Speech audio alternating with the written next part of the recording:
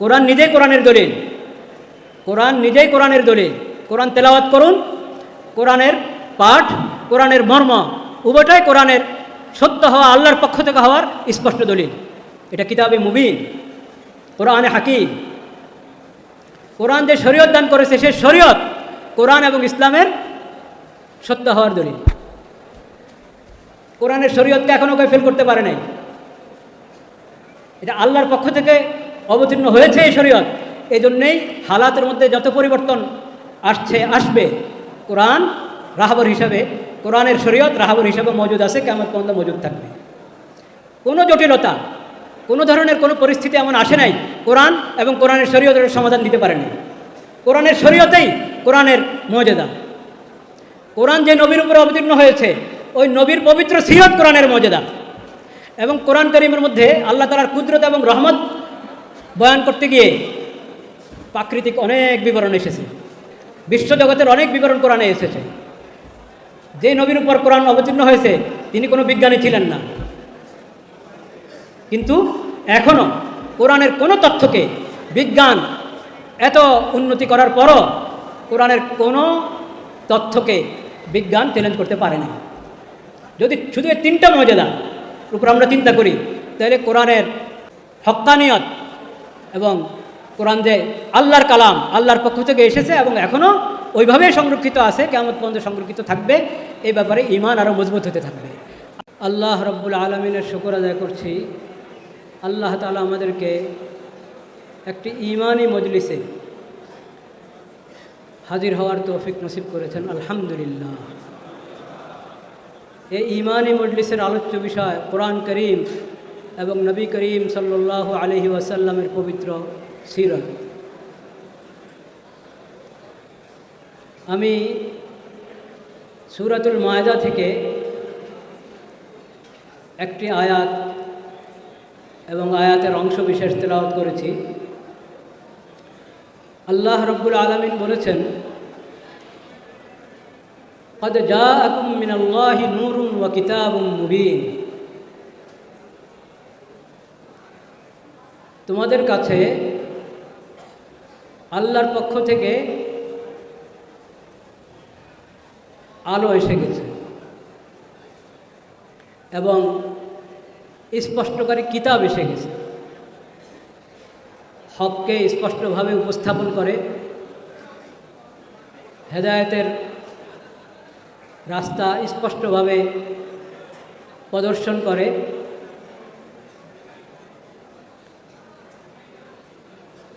এমন কিতাব যার মধ্যে শুধু আলো আর আলো।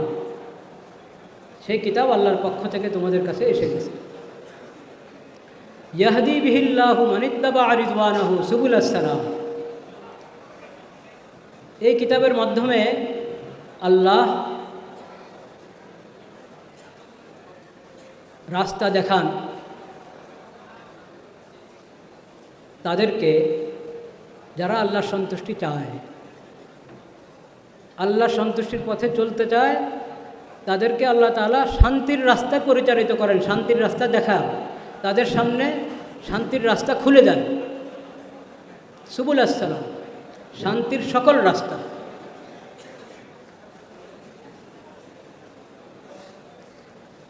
ওয়ায়ুখরিজুহুম মিনাজ যুলুমাতি ইলান নূর বিইذনিহি। এবং আল্লাহ নিজ ইচ্ছায় তাদেরকে অন্ধকার থেকে, সকল প্রকারের অন্ধকার থেকে আলোর দিকে নিয়ে আসেন। ওয়াহদিহিম ইলা সিরাতিন মুস্তাকিম। এবং তাদেরকে সঠিক, সহজ, সরল রাস্তায় পরিচালিত করে।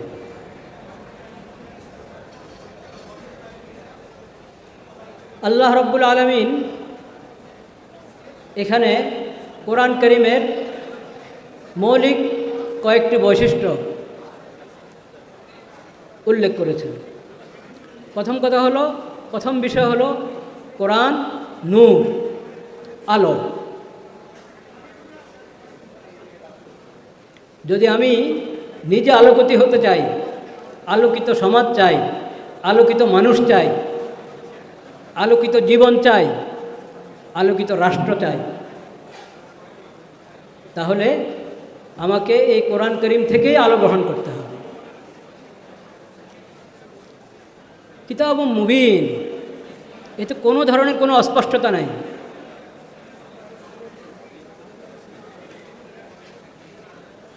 হক এবং হেদায়েতকে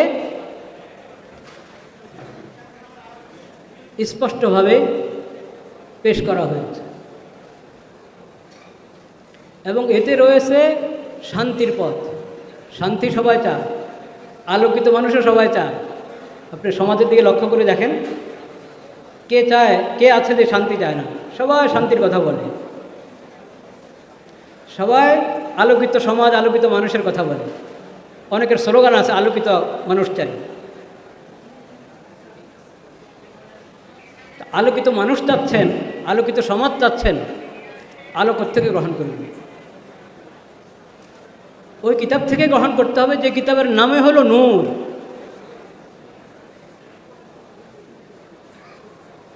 এবং শান্তি এই কিতাব থেকে নিতে হবে, যে কিতাব আল্লাহ তাআলা অবতীর্ণ করছেন শান্তির রাস্তা দেখানোর জন্য।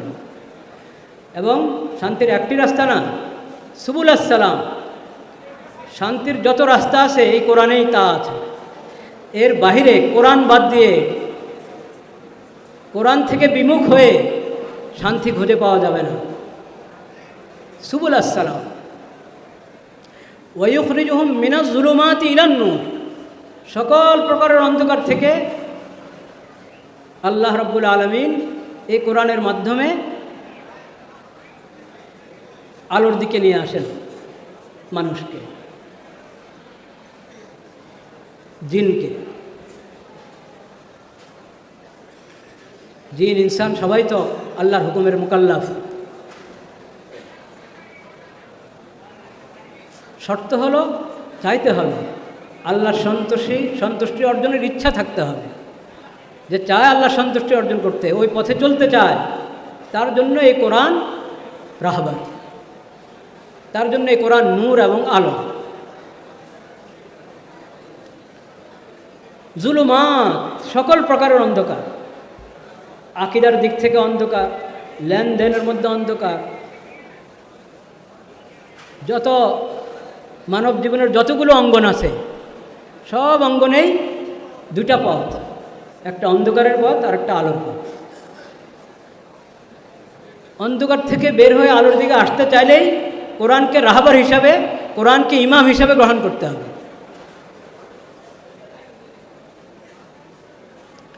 ওয়াহদিহিম ইলা সিরাতিম মুস্তাকিম,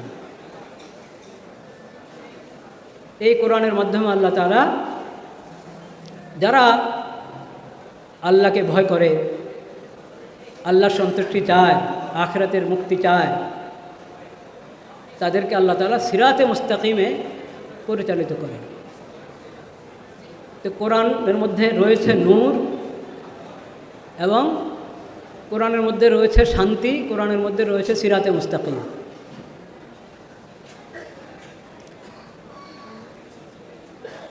এটা গুরুত্বপূর্ণ একটা আকীদার বিষয়। কোরআনকে যদি কেউ হিসাবে গ্রহণ করে, এটিও একটি গ্রন্থ, এটিও একটি গ্রন্থ বলা যায়।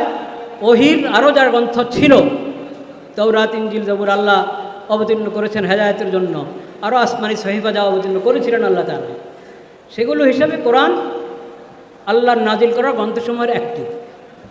কিন্তু ওই সব গ্রন্থের মধ্যে সংরক্ষিত আছে কোরআন কারীম কিয়ামত পর্যন্তের জন্য। ইন্না নাহনু নাজ্জালনা যিকরা ওয়া ইন্না লাহু লাহাফিজুন। এবং কোরআনের মধ্যে তাওরাত, ইনজিল, জবুরের হেদায়েতগুলো, মৌলিক নীতি নির্দেশনাগুলো কোরআনে রয়েছে। এজন্য কোরআনকে আল্লাহ তাআলা বলেছেন মুহাইমিন। আগের কিতাবগুলোর মৌলিক হেদায়েতের জন্য কোরআন সংরক্ষণ করেছে ওই সব কিছুকে। কোরআন অবতীর্ণের পর থেকে আখিরি নবী, সর্বশেষ নবী হযরত মুহাম্মদ মুস্তাফা সাল্লাল্লাহু আলাইহি ওয়াসাল্লামের পর থেকে তাকে যখন আল্লাহ তাআলা নবী হিসাবে, রাসূল হিসাবে পাঠিয়েছেন, এরপর থেকে মুক্তি, সফলতা একমাত্র আখিরি নবীর প্রতি ঈমান। আখিরি নবীকে আল্লাহ তাআলা যে কোরআন দান করেছেন, সেই কোরআনের প্রতি ঈমান। এই কোরআন এবং হাদিসের মাধ্যমে যে শরীয়ত আল্লাহ দান করেছেন সেই শরীয়ত গ্রহণ, এটার উপরে নাজাত এবং সফলতা সীমাবদ্ধ। এই বিষয়টা ভালোভাবে বোঝা আমাদের জন্য খুব জরুরি। এবং কোরআন করিম এর প্রতি ঈমান আনা যেরকম ফরজ, এই ঈমান শিখাও ফরজ, এই ঈমানকে হেফাজত করাও ফরজ, ঈমানের উপরে মজবুত থাকা এটাও ফরজ। কোরআনের মধ্যে কোনো অস্পষ্টতা নাই।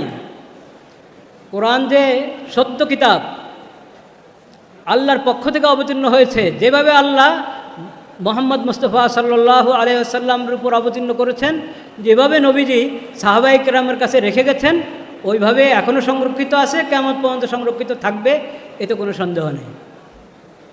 শব্দগত মর্মগত কোনো ধরনের কোনো অস্পষ্টতা এতে নাই। কোরআন নিজেই কোরআনের দলিল, কোরআন নিজেই কোরআনের দলিল। কোরআন তেলাওয়াত করুন, কোরআনের পাঠ, কোরআনের মর্ম উভয়টাই কোরআনের সত্য হওয়া, আল্লাহর পক্ষ থেকে হওয়ার স্পষ্ট দলিল। এটা কিতাবে মুবিন, কোরআনে হাকিম। কোরআন যে শরীয়ত দান করেছে, সে শরীয়ত কোরআন এবং ইসলামের সত্য হওয়ার দলিল। কোরআনের শরীয়তকে এখনও কেউ ফেল করতে পারে নাই। এটা আল্লাহর পক্ষ থেকে অবতীর্ণ হয়েছে এই শরীয়ত। এই জন্যেই হালাতের মধ্যে যত পরিবর্তন আসবে, কোরআন রাহবর হিসাবে, কোরআনের শরীয়ত রাহবর হিসাবে মজুদ আছে, কিয়ামত পর্যন্ত মজুদ থাকবে। কোনো জটিলতা, কোনো ধরনের কোনো পরিস্থিতি এমন আসে নাই কোরআন এবং কোরআনের শরীয়তের সমাধান দিতে পারে নাই। কোরআনের শরীয়তেই কোরআনের মর্যাদা। কোরআন যে নবীর উপরে অবতীর্ণ হয়েছে, ওই নবীর পবিত্র সিরত কোরআনের মর্যাদা। এবং কোরআন করিমের মধ্যে আল্লাহ তাআলার কুদরত এবং রহমত বয়ান করতে গিয়ে প্রাকৃতিক অনেক বিবরণ এসেছে, বিশ্বজগতের অনেক বিবরণ কোরআনে এসেছে। যে নবীর উপর কোরআন অবতীর্ণ হয়েছে, তিনি কোনো বিজ্ঞানী ছিলেন না, কিন্তু এখনও কোরআনের কোনো তথ্যকে বিজ্ঞান এত উন্নতি করার পরও কোরআনের কোনো তথ্যকে বিজ্ঞান চ্যালেঞ্জ করতে পারে না। যদি শুধু এই তিনটা মর্যাদার উপর আমরা চিন্তা করি, তাহলে কোরআনের হক্কানিয়ত এবং কোরআন যে আল্লাহর কালাম, আল্লাহর পক্ষ থেকে এসেছে এবং এখনও ওইভাবেই সংরক্ষিত আছে, কিয়ামত পর্যন্ত সংরক্ষিত থাকবে, এই ব্যাপারে ঈমান আরও মজবুত হতে থাকবে। আল্লাহ রাব্বুল আলামিন এই ঈমান আমাদেরকে মজবুত করার তৌফিক নসিব করেন। বাস, সবাইকে, সংশ্লিষ্ট সবাইকে অনেক মোবারকবাদ এই মজলিসের জন্য। এই মজলিস শুরু হয়েছে, এটাই যেন শেষ না হয়, এই মজলিস যেন চলতে থাকে। এবং এই মজলিস এটা শুধু প্রদর্শনী আর দেখানোর জন্য নয়, শুধু না, বরং এটা প্রদর্শনী এবং দেখানোর বিষয় না, এটা হলো উপলব্ধির বিষয়, সবক গ্রহণের বিষয়, ঈমান তাজা করার বিষয়। জাগতিক জ্ঞান বিজ্ঞানের সমর্থন একমাত্র কোরআনেই করে, একমাত্র কোরআনেই করে। যদি জাগতিক জ্ঞান বিজ্ঞানকে আমরা যথাযথ ব্যবহার করতে চাই, আল্লাহর মাখলুকের সেবার জন্য ব্যবহার করতে চাই, তো কোরআন থেকে হেদায়েত দিতে হবে। এই উপলব্ধি যত বেশি হবে আমাদের দুনিয়াও সফল হবে, আখিরাতও সফল হবে, জাগতিক জ্ঞান বিজ্ঞানের সমস্ত এই প্রতিষ্ঠানগুলোও সফল হবে। এই প্রতিষ্ঠানগুলোর মধ্যে অন্য ধর্মের যারা, অমুসলিম যারা পড়াশোনা করে, তারাও বুঝতে পারবে। আমরা যারা কোরআনের উপর ঈমান রাখি, আমরা যদি কোরআনী জিন্দেগি পেশ করি, তারাও বুঝতে পারবে কোরআনের হাকিকত, কোরআনের বরকত, কোরআনের ফজিলত। সেই তৌফিক আল্লাহ সবাইকে দান করেন। ওয়া আখিরু দাওয়ানা আলহামদুলিল্লাহি রাব্বিল আলামিন।